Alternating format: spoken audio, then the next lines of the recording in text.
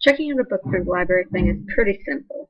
I'm going to walk you through checking out 2 books to this imaginary patron I just made up named Sally Salamander. I've got 2 books. I've got Highsmith by a Romance of the 1950s and Kate Bornstein's Nearly Roadkill. So the first thing you do is you head over to librarything.com, make sure you're signed in. This is our public username, and the password you should be able to find. If you don't already know it, it should be on a post-it note somewhere at the front desk.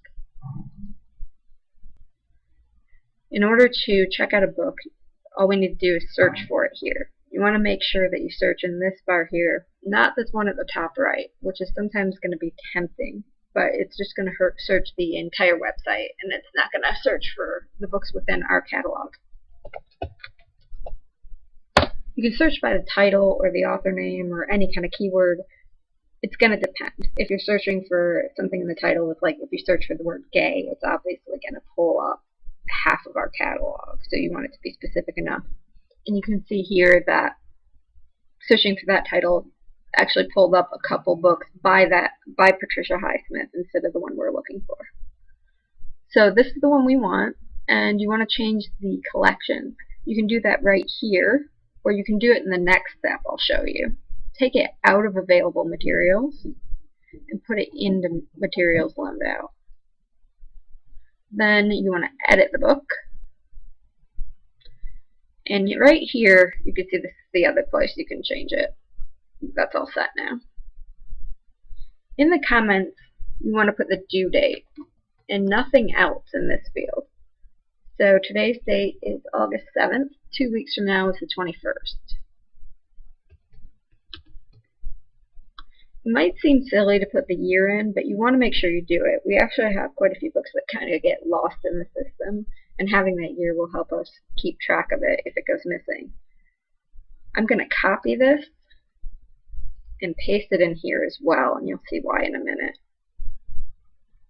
And then you want to put today's date, patron name,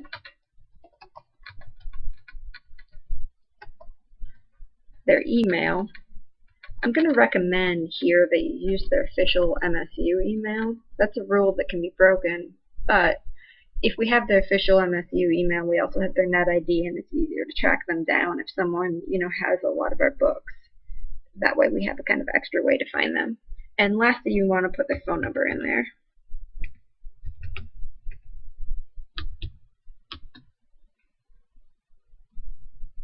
I'm going to copy this because Sally's going to check out one more book, so that'll just make it easier. And then click Save. I'm going to do the same thing for the other book.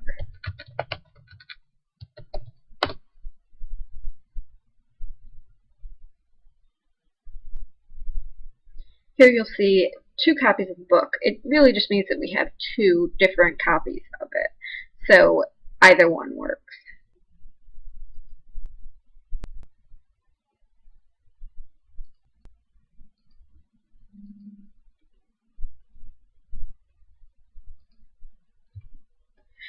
And this here is why I pasted it in earlier, is just to save me a little bit of work.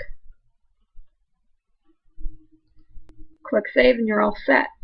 You can see if you go to Materials Loaned Out, you'll see those books there. You have to kill the search first. And you'll see those books are there. When you want to check it back in, 2 weeks later, Sally Salamander is back with their books. You can find them here, or there might be too many. You might want to go ahead and search for them. You can search by title, the way we did a minute ago, or you can go ahead and search for the patron's last name. In this case, Salamander is kind of an unusual name, so you're not going to have any trouble. It's just going to pull up the 2 things you just checked out and nothing else. If you're using a name like, Julie Smith, Smith is going to pull up every instance of the name Smith in any of our books. So that's not going to be as effective then. You can search by anything. You can search by their phone number, you can search by email address, net ID, anything you'd like. And so to check these books back in, all we need to do is the opposite of what we did a minute ago. And as you return this to to the available materials, one thing you want to take note of is right here, you'll see that it's listed as on the biography shelf. So if you don't happen to know that Highsmith is a biography of Patricia Highsmith, seeing this box check will tell you where you need to put it back on the shelf in the library. So kind of take a mental note of that, and then just delete this information. We don't need it anymore. And click Save. Same thing for this one.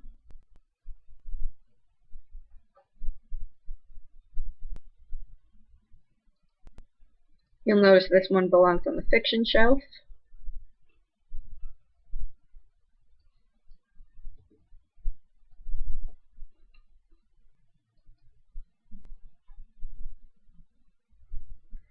And that's all set. One thing to kind of notice here is you'll see that with materials loaned out, highlighted like that, when you search, it's only going to search the category that's listed here. So if you want to, if you're trying to do a search for a book and it keeps telling you that you can't find it, you might want to take a glance over here on the left and make sure you're not searching just DVDs or something like that. That's usually going to be the problem. The other thing you can do, kill this search again, that you're going to want to do from time to time is go ahead and take a look at what is checked out. So here you're going to see all the books that are checked out. And you're going to want to take a peek at this every once in a while just to keep an eye on what's overdue.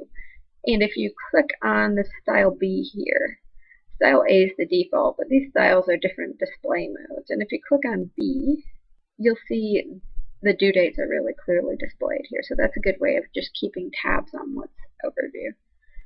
So this one here, you can see it's not just loaned out, it's actually overdue. So you want to make sure that it's also put in the past due. It's not a big deal if it isn't. It's just a helpful way for us to keep an eye on what's going on. So that then, when we're ready to kind of check on where our books are, we can click on past due. We can see who needs to be contacted. So in this case, we click edit book. So I checked this one out to Tommy Toad, and you can see here that it's well past due. So it's time to go ahead and contact this person. And if you do go ahead and contact someone, you say, hey, your books are past due, please return them.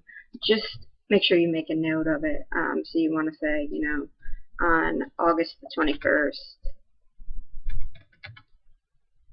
contacted by email or phone or whatever, just so there's a record that, we're not contacting this person 3 days in a row when they haven't had a chance to respond. But that's pretty much it.